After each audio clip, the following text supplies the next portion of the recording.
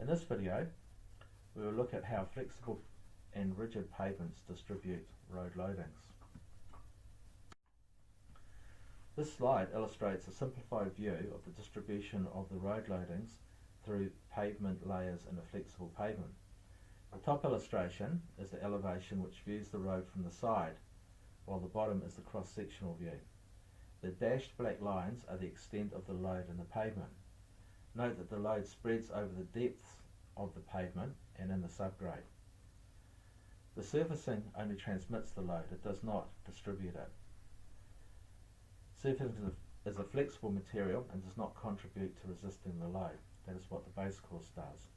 The base course is a high quality aggregate designed to have multiple contact points between aggregate particles, and so the load is distributed as it is transmitted down to the subbase, as shown by the dashed black lines.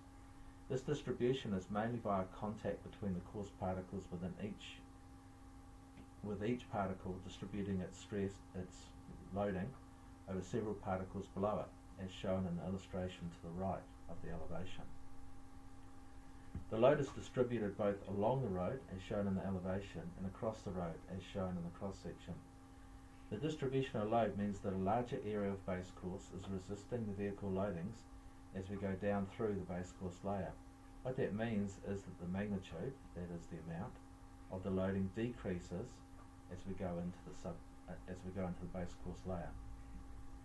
The subbase also transmits and distributes the stresses. However, the distribution is not as broad as in the base course. That is because the subbase has a larger aggregate particles in it, which results in less levels of coarse aggregate particles through the depth of the subbase, and so a narrower stress distribution. However, the subbase is able to distribute the loadings to a magnitude below the bearing capacity of the subgrade. You will recall that the bearing capacity is the pressure that a soil can resist without deforming or failing.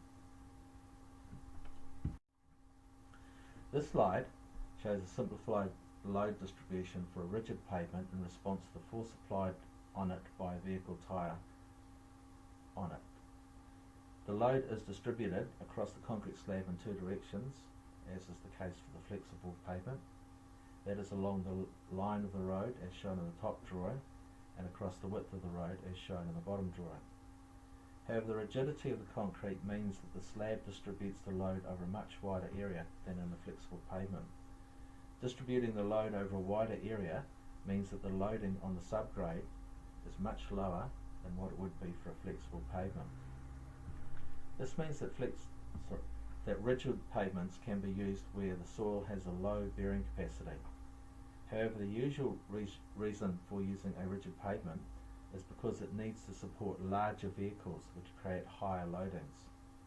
This would in turn result in higher pressures on the subgrade if a flexible pavement was used, or if a flexible pavement was used, it would need a very thick pavement layer to distribute the higher loads to a level that can be carried by the subgrade. So it may be worth using a rigid pavement in that situation.